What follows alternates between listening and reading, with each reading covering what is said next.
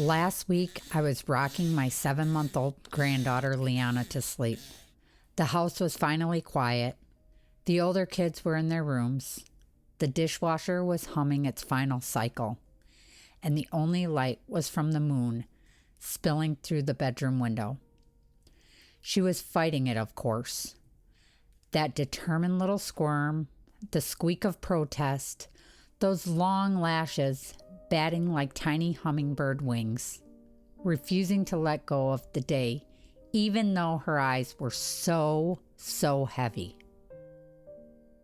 Finally, she gave in. She snuggled deep into the crook of my arm, her whole tiny body melting into me, her hand, so small it barely looked real, wrapped around my index finger and squeezed. And for a perfect singular moment, everything was still. The world was just the weight of her in my arms, the scent of baby powder, and the slow, steady beat of her heart against mine. It was peace. It was Nana calm. But then, are you serious? That was the last one. It wasn't me. You bumped my arm. My 14-year-old daughter, Maddie, had knocked over a glass of milk while debating with my 9-year-old Torin about who ate the last cookie. And just like that, the piece shattered along with the glass. Shh, little one, it's okay. There I was, a sleeping baby in one arm, a storm of chaos brewing in the other room. I was split right down the middle. One foot in the quiet, patient world of grandparent, the other in the frantic problem-solving world of a parent. Nana calm and mom panic, all at once. And I thought, this is my life right now? This is the overlap. This is parenting and grandparenting at the same time. Welcome back to We Are the Hansons. I'm your host, Maya, and if you ever found yourself soothing a crying baby with one hand while texting a teenager about their curfew with the other, this episode is for you. We're diving into the strange, beautiful, and utterly exhausting chapter of life where your nest isn't quite empty, but it's also suddenly full again with the next generation.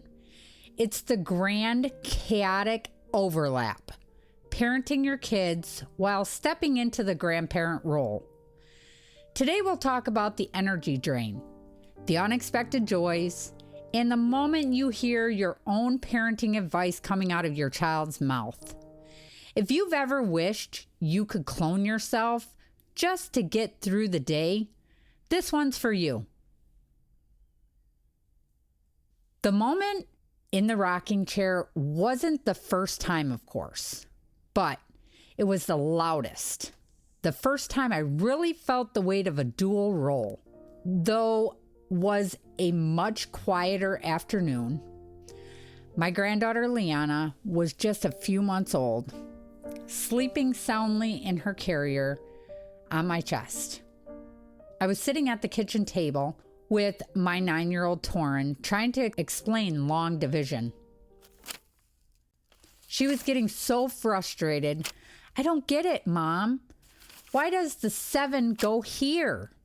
And I was trying to explain the steps, pointing with my finger, bouncing Liana gently with my body at the same time because she was starting to fuss. So I'm whispering, okay, so you carry the 1 to Torin while humming a lullaby and patting Liana's back. 2 generations needing completely different parts of my brain, my body, and my heart, all at the exact same moment. My daughter needed my logic. My granddaughter needed my comfort. It felt surreal. Almost like I was stretched across 2 timelines. a ghost of parenting past, and a ghost of parenting future, both sitting all at my kitchen table on a Tuesday. It's in these small moments, isn't it? Not the big dramatic ones. It's when you're trying to cut grapes in half for a toddler while quizzing a fourth grader on their spelling words. It's when you're planning a 2-year-old's birthday party and a 14-year-old's high school registration in the same notebook. My reflection from the day is this: sometimes you don't realize you've entered a new phase of life with a grand announcement. It just arrives on Tuesday afternoon and smacks you right in the middle of the chaos. Let's talk about the single most precious resources in this phase: energy. Not just physical energy, but mental and emotional energy. It's a huge, huge challenge. I had a morning last month that felt like a marathon before the sun was even fully up. The alarm didn't go off because my granddaughter Liana was my alarm at 5 a.m. sharp. After feeding and a diaper change, it was a sprint. Get my 8-year-old Annalyn dressed and fed while she argued that she did not want toast. She wanted waffles, and no, not those waffles, the other ones. Then hustle her to get her on her live classes, and my phone buzzed. It was a chain of texts from my 14-year-old Maddie and her friends trying to coordinate a carpool to practice. By 10 a.m., I felt like I had already worked a full day. I sat down on the couch, Liana asleep on my lap, and I just stared at the wall. I needed a nap or a bubble bath. Or maybe a bubble bath with a latte and a locked door. It's the constant gear shifting that gets you. You're in soft, gentle Nana mode. Then you have to switch instantly to firm, structured mom mode. It's like driving a car where you have to constantly slam between first gear and fifth gear with no in between. The lessons here is simple, but hard to live by. Parenting and grandparenting demand relentless patience and, above all, a deeply forgiving sense of humor, because some days you will put coffee grounds in the baby's bottle and formula in the coffee maker, and you just have to laugh. Chaos is the baseline in my house. If my house is quiet for more than 5 minutes, I get suspicious. A few weeks ago, I was trying to get some work done at the dining room table. My 2-year-old granddaughter Riley was in her high chair, happily decorating the floor with her Cheerios one by one. Meanwhile, my 9-year-old Torin was on the verge of a full-blown meltdown over a project.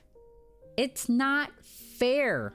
I don't want to write about George Washington.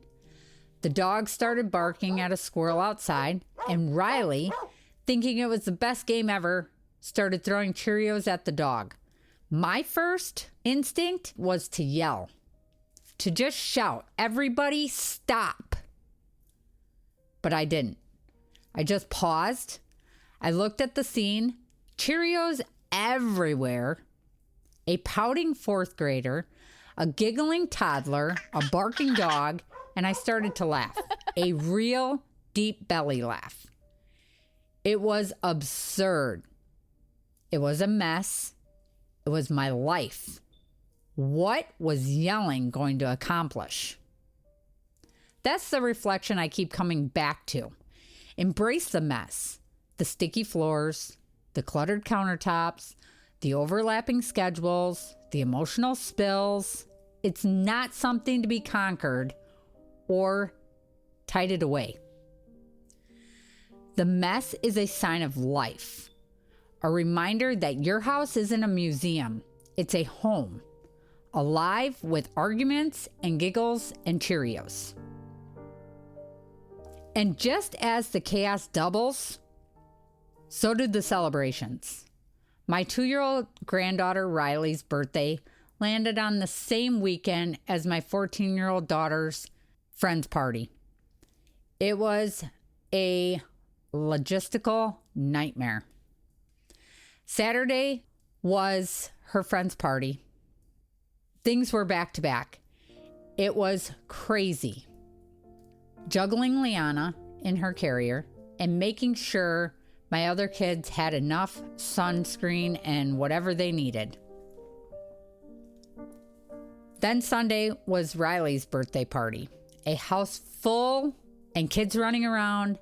I had to run all over the place and get birthday cake and whatever else we needed. It was fun. It was chaos, but we did it.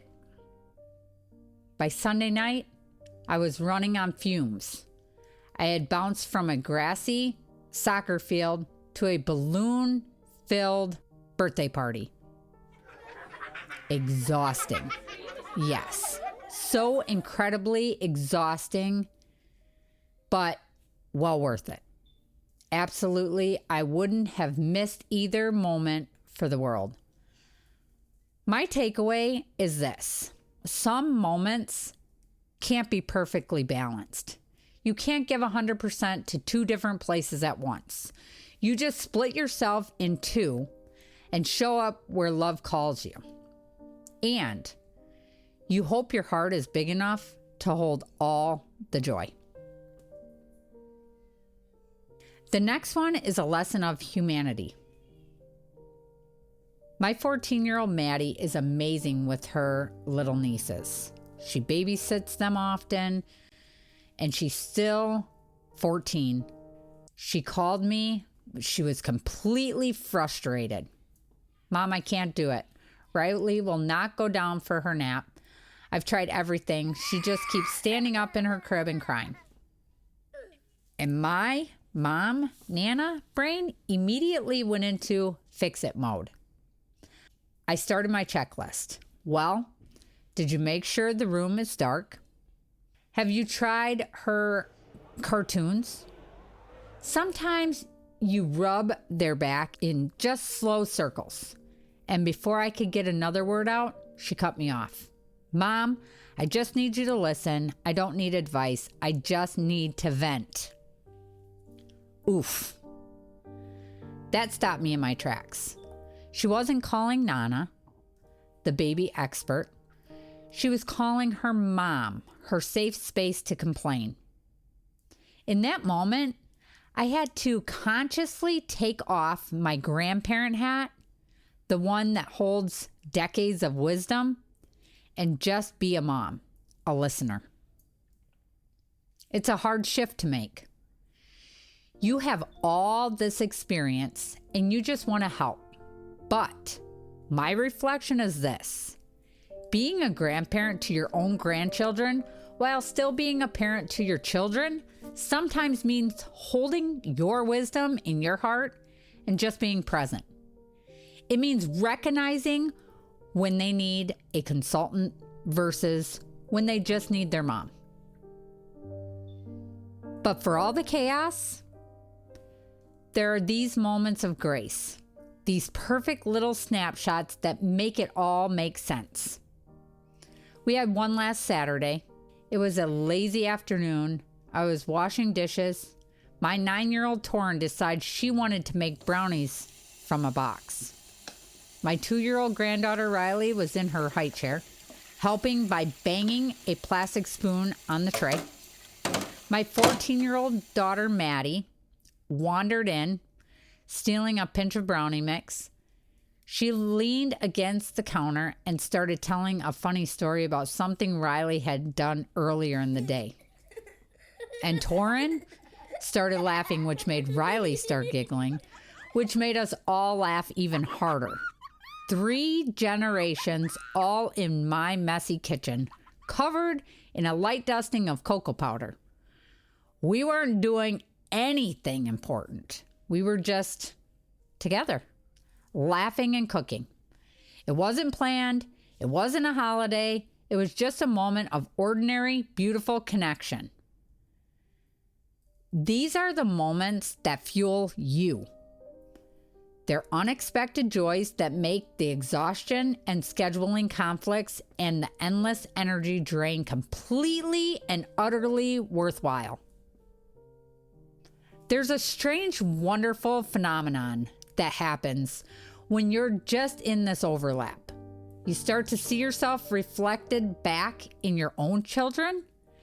The first time I heard my 14-year-old daughter Maddie talking to her 2-year-old niece Riley, my heart did a little flip. Riley had snatched a toy from another child at the park, and Maddie knelt down to her level, her voice calm and gentle, and said, "Riley, we don't snatch toys. Use your kind words." I almost dropped my coffee. Use your kind words? That was my line. That was the phrase I repeated a million billion times when Maddie and her sisters were little. In the living room, in the grocery store, at the playground, over the dinner table. Use your kind words. And here it was. Living and breathing in the next generation. My parenting, my philosophy was living on through her. My reflection is this. The impact of your parenting ripples forward in ways you can't even predict. The seeds you planted in your own children are now blossoming in the way they love and care for the next generation. You're not just a grandparent, you're a legacy in motion. If parenting teaches your patience, then parenting and grandparenting at the same time is like getting a doctorate in it. You are tested constantly from every angle by every age group, toddler tantrums, and teenage drama, sometimes happening in the same room at the same time. I had a moment where my 2-year-old granddaughter was having a full body meltdown on the kitchen floor because I gave her green beans. She wanted absolutely nothing to do with it. Screaming, crying, the works. At the same exact time, my 8-year-old Annalyn was refusing to clean her room. Arms crossed, with a defiant look in her face that was just as intense as the toddler tantrum, only quieter and much more strategic. The old me, the younger parent me, might have lost it. But the Nana mom, me, has a different perspective. I look at the screaming toddler and I know with absolute certainty this phase will pass. And I look at my stubborn 8-year-old and I know this phase will pass too. Grandparenting gives your parenting a long view lens. It deepens your patience because you have tangible proof, your own grown children, that they all turn out okay. Different ages, same core lessons, breathe. Remember, it's not personal. And know that patience is the key that unlocks the next moment. You would think that raising 13 kids and now helping with your grandkids, I'd have all the answers, but I don't. And now that's been the most humbling and frankly the most beautiful lesson of all. I watch my own children parent their kids, and sometimes they do things different than I did. They have new information, new techniques. I was a firm believer in timeout, on the stairs, on the chair. But my daughter, she uses a calm tone in her voice and pretty much just talks to her daughter. The first time I saw her do it, my instinct was to say, well, in my day, but I stopped. I just watched and I saw it work.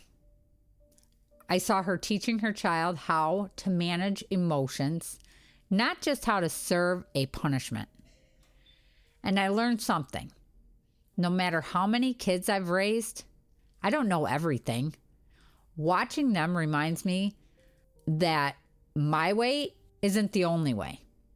And sometimes they teach me far more than what I taught them about grace, about modern parenting, about seeing the world through fresh eyes. My reflection is this: humanity isn't a weakness, it's a gift.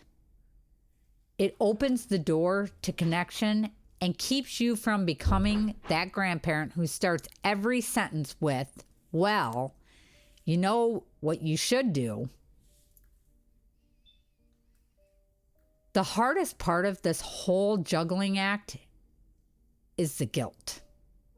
The feeling that you're always failing someone. I once missed my 8-year-old Annalyn's concert. I had the camera and it wasn't charged. I was ready to go, but granddaughter Liana came down with a sudden high fever. My daughter had to work. I spent that evening rocking a sick, miserable baby, getting text from my husband at the concert, Annalyn pictures of her waving on stage. Each text was a little stab in the gut. I was where I had to be, but I wasn't where my other little girl wanted me to be. I cried in the car, just sat in the driveway and cried. I felt like a failure, but when I walked inside, Annalyn ran up and gave me a huge hug, and she said, "It's okay, Mom. Dad took a video. You had to help Liana." And in that moment of grace from an 8-year-old, I learned the final most important lesson. Balance is a myth. It's never going to be perfect 50-50 split. Some days the kids will need you more. Other days the grandkids will. You just do your best. Lead with love and trust that your family understands. Love covers the gaps that your schedule can't. So if you're like me, living in the beautiful, chaotic overlap, what can you do to survive? I don't have all the answers, but here's what I'm learning to hold on to. First, communicate openly, especially with your own kids. Before you offer that piece of advice, try asking, are you looking for advice, or do you just need me to listen? It will save you so much grief. Second, respect generational differences. They will parent differently than you did. Let them. Your role is to be a supportive grandparent, not a corrective parent. Your kids have earned the right to find their own way. Third, protect your energy like it's gold, because it is. It's okay to say no. It's okay to say, Nana needs a 20-minute timeout. You can't pour from an empty cup, and your cup is being drained from 2 different straws at once. And finally, celebrate the chaos. Lean into it. Take pictures of the messy moments. Write them down, because this season, this loud, sticky, exhausting, magical season, it's so fleeting. This isn't a problem to be solved. It's a phase of life to be lived, and it is a privilege. Thank you for spending time with me on We Are the Hansons. If this episode resonated with you, please share it with another parent or grandparent who is juggling it all. And be sure to subscribe to our YouTube channel. Family is messy. It's loud. It's joyful. It's beautiful. It's rocking babies to sleep while cheering on teenagers from the sidelines. It's having your heart in 2 generations at once. And through all the chaos, I can promise you this, it's always, always worth it. I'm Maya, and this has been We Are the Hansons. Keep loving big.